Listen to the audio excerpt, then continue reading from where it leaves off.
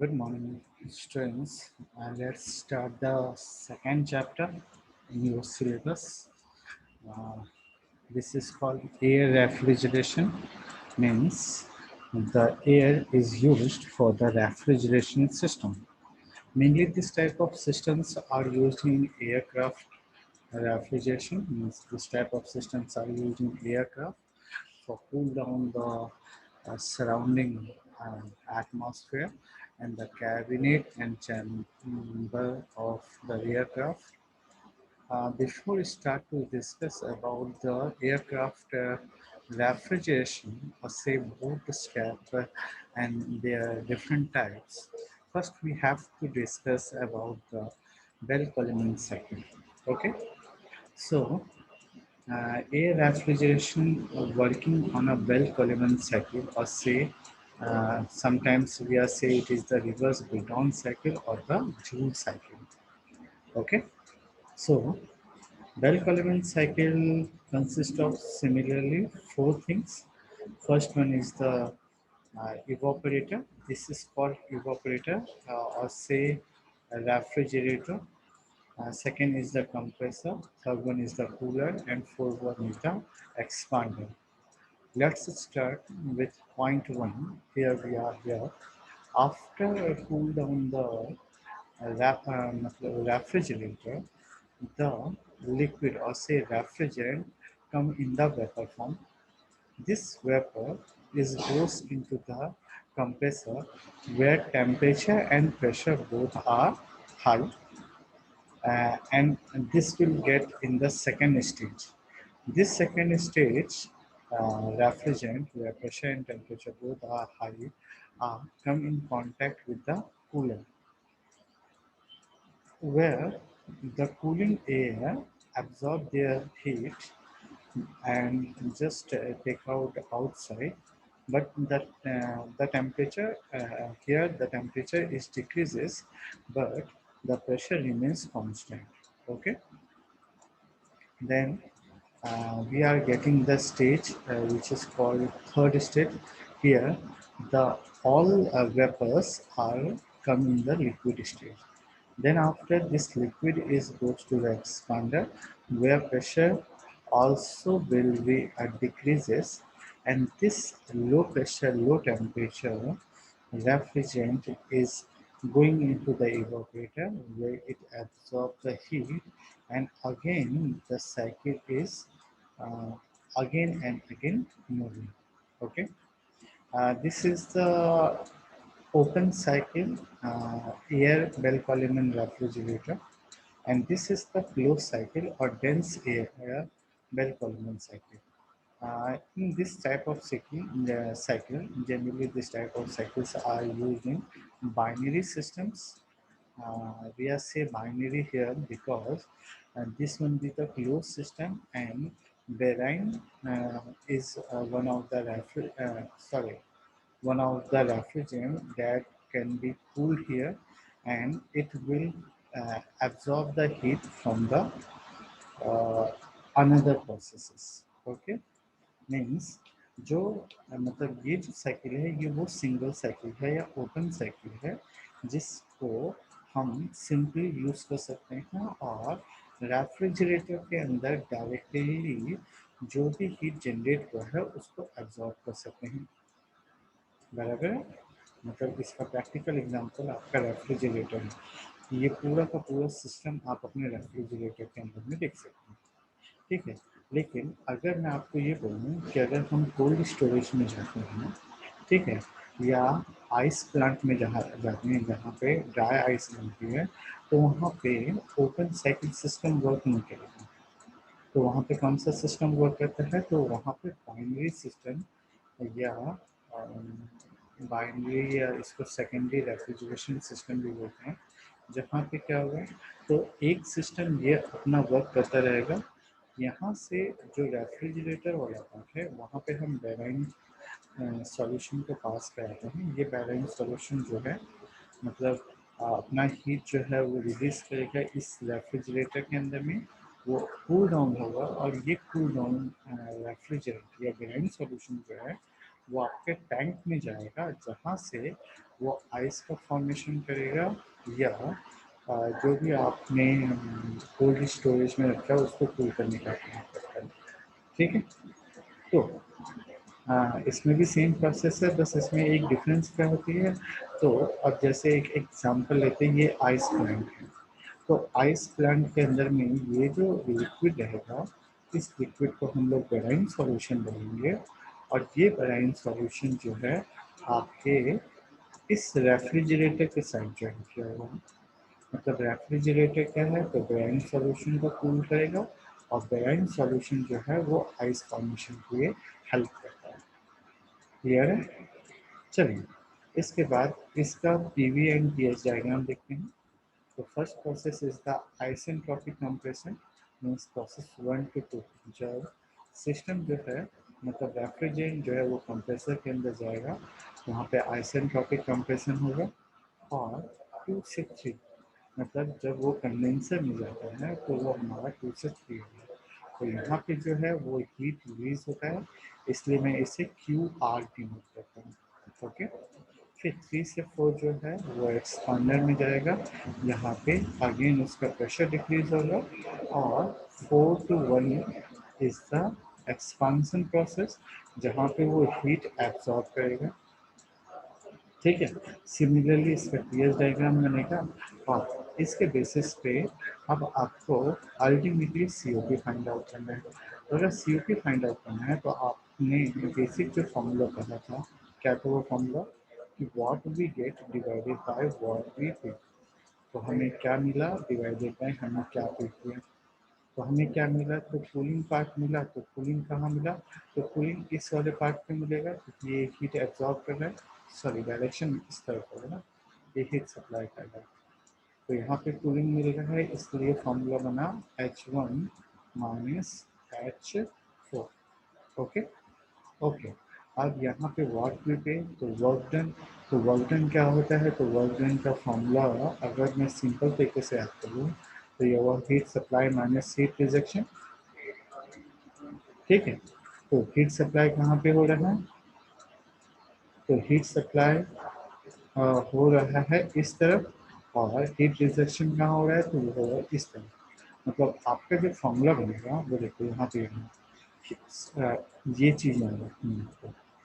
आपने क्या लिखा, C O P is equal to get what we get divided by what we pay. तो what we gate तो हमें पता चला H1 माइनस H4।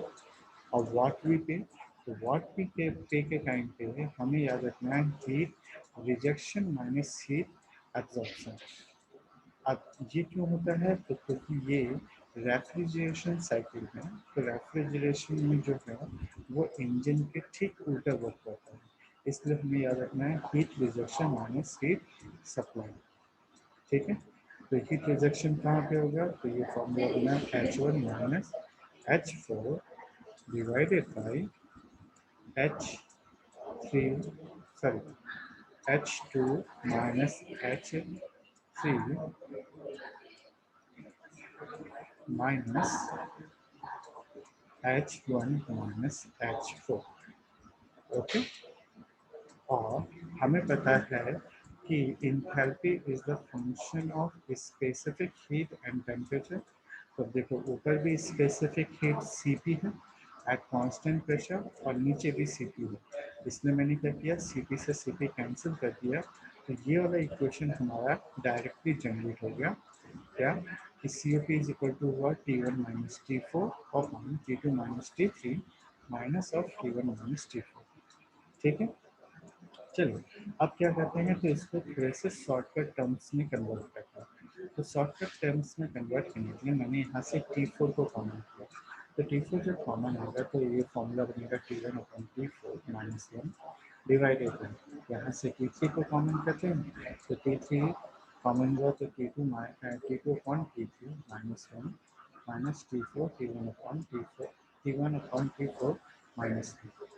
चलिए अब ऑब्जर्व करते हैं, इक्वेशन 1 और 2 जो है और 3 और 4 जो है वो दोनों आइसेंट्रोपिक कंप्रेशन प्रोसेस है एंड आइसेंट्रोपिक एक्सपेंशन प्रोसेस है। तो ये दोनों केस में आपका याद रखिएगा आइसेंट्रोपिक प्रोसेस है, इसलिए temperature is directly proportional to pressure, ये हमें पहले से पता है।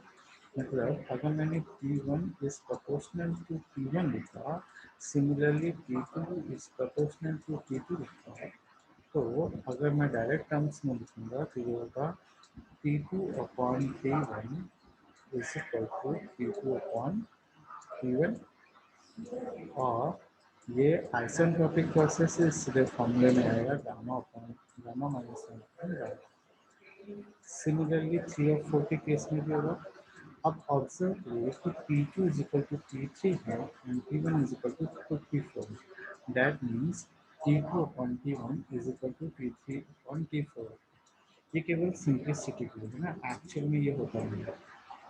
That means T2 upon T3 is equal to T1 upon T4।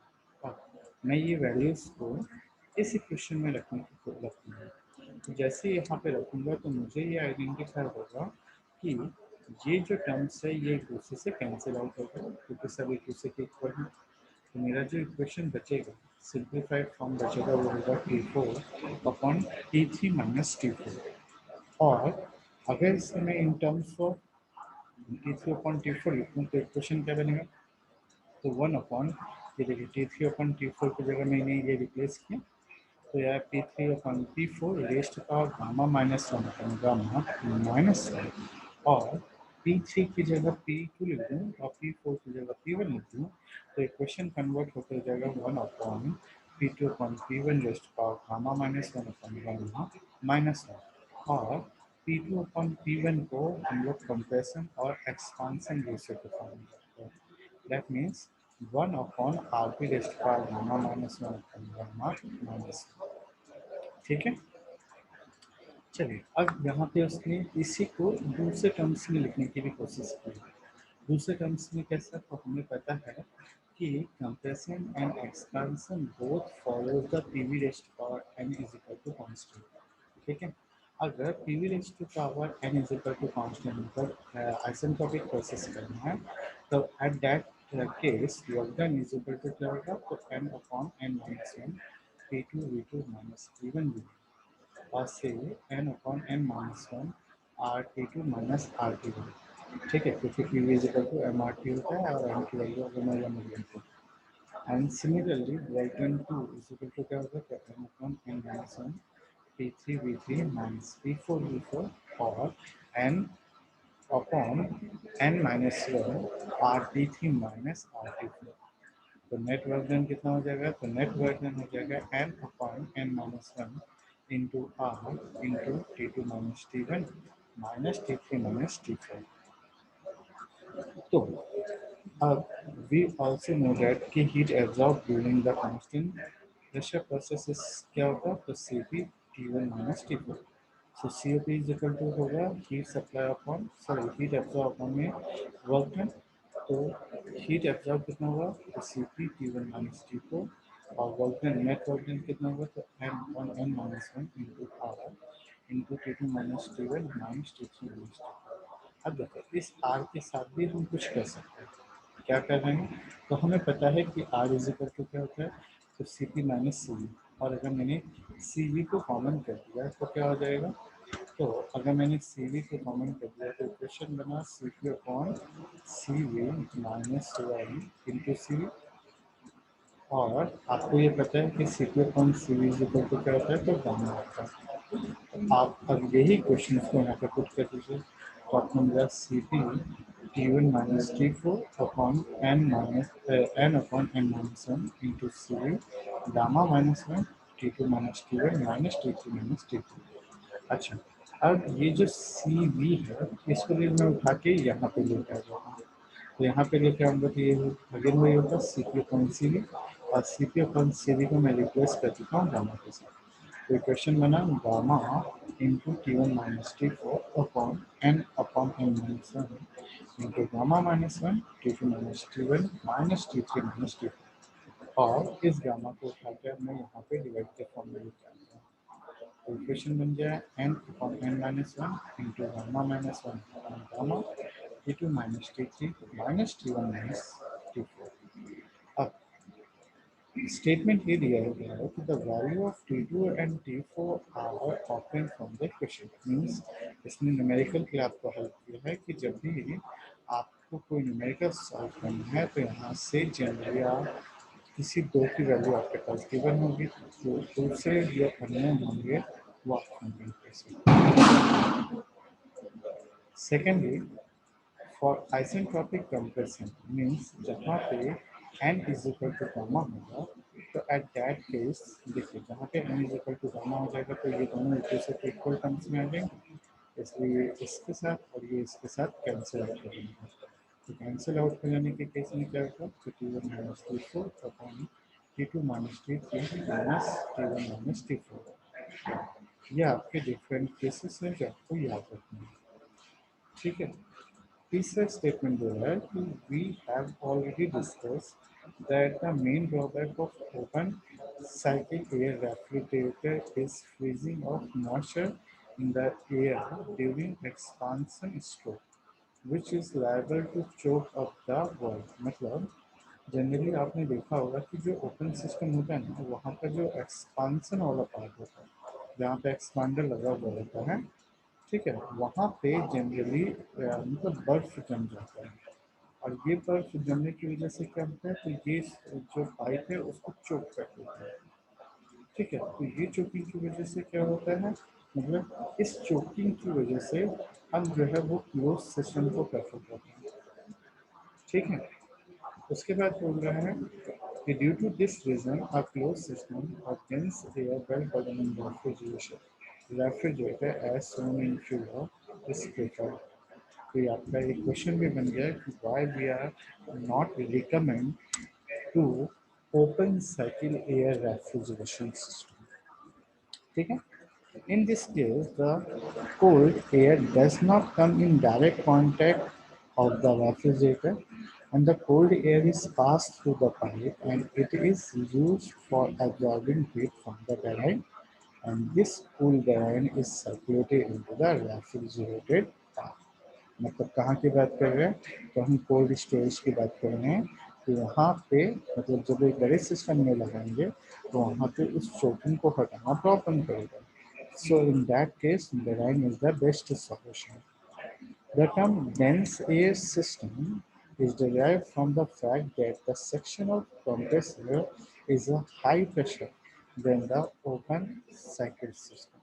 ठीक है, मतलब क्लोज सिस्टम में क्या होता है, तो पहले से प्रेशराइज्ड गैस को या रेफ्रिजरेंट को यूज करते हैं, लेकिन in case of open system जब होता है तो हम डायरेक्टली एटमॉस्फेयर से ही दिया करते हैं।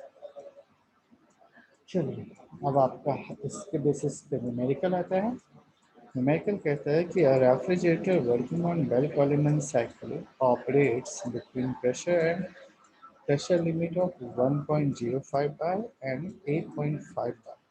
Air is drawn from the cooled chamber at 10 degrees Celsius, compressed, and then it is cooled to 30. It is cooled to 30 degrees Celsius before enter the expansion cylinder. The expansion and compression follows the law of PV raised to power 1 by 3 is equal to constant. Determine the theoretical COP of the system। चलिए, तो question को solve करते हैं। Question को solve करते वक्त आप हमेशा पीवी डायग्राम बनाते हैं। तो पीवी डायग्राम में आपको ये पता है कि आपके पास दो प्रेशर दिया हुआ है, एक दिया हुआ है 1.05 और दूसरा दिया हुआ है 8.5, ठीक है। अब इसके बेसिस पे आपको एक मतलब एक साइकिल ड्रॉ करनी पड़ेगी। ये साइकिल होगी यहाँ से 1, ये 2, ये 3 और ये 4। ये आपका पहला स्टेप है, क्योंकि इसका नॉमेनक्लेचर आपके इसी पीवी डायग्राम से ही मिलेगा, ठीक है। अब देखिए क्वेश्चन क्या कह रहा है, प्रेशर लिमिट बता दिया, air is drawn from the cold chamber at 10 degree Celsius. Cold chamber से जो निकला वो 10 डिग्री सेल्सियस, मतलब यहाँ पे वो हुआ 10 degree Celsius, and then it is cooled to 30 degrees Celsius before expanded।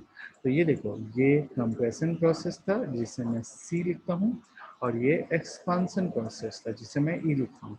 तो ई में जाने से पहले जो आपका टेम्परेचर था वो इस पार्ट का था जो 30 डिग्री सेल्सियस हुआ, ठीक है। चलिए, और उसके बाद आपको n की वैल्यू 1.3 दे के रखी है, और आपको पता है कि गामा की वैल्यू 1.4 होती है। चलिए, अब गिवन डेटा लिखते हैं। तो आपको पता है कि P1 is equal to P4 1.05 है, P2 is equal to P3 8.5 है, T1 की वैल्यू 10 बार है जिसको आपको केल्विन में चेंज करना है, T3 is equal to 30 degree Celsius है जो 303 केल्विन हो गए, और n की वैल्यू दी है। तो determine the COP of the system. तो अपन डायरेक्टली अगर COP ऑफ द सिस्टम के पास जाते हैं तो COP ऑफ द सिस्टम क्या होता है, तो T1 minus T4 upon n minus n upon n minus 1 into gamma minus 1 upon gamma into T2 minus T3 minus T1 minus T4, मतलब 1 2 3 और 4 मुझे चारों वैल्यूज चाहिए। अब चारों वैल्यूज चाहिए तो मेरे पास T1 दिया हुआ है और T3 दिया हुआ है, तो अब आपको T2 और T4 निकालना है।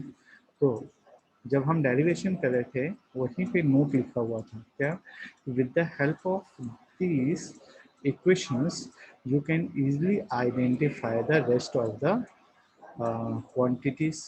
तो देखो, T2 upon T1 is equal to P2 upon P1, P2 और P1 की वैल्यू दी हुई है, T1 की वैल्यू दी है, तो आप यहाँ से T2 की वैल्यू निकाल दोगे।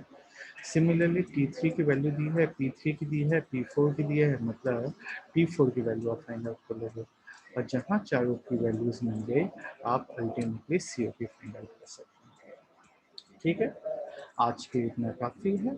नेक्स्ट लेक्चर में हम अपने एक्चुअल वाले पार्ट पर जाएंगे जो आपका टॉपिक आएगा air refrigeration system used in aircraft. Okay, ये वाला जो है आपका aircraft refrigeration we are discuss in next lecture. Thank you very much.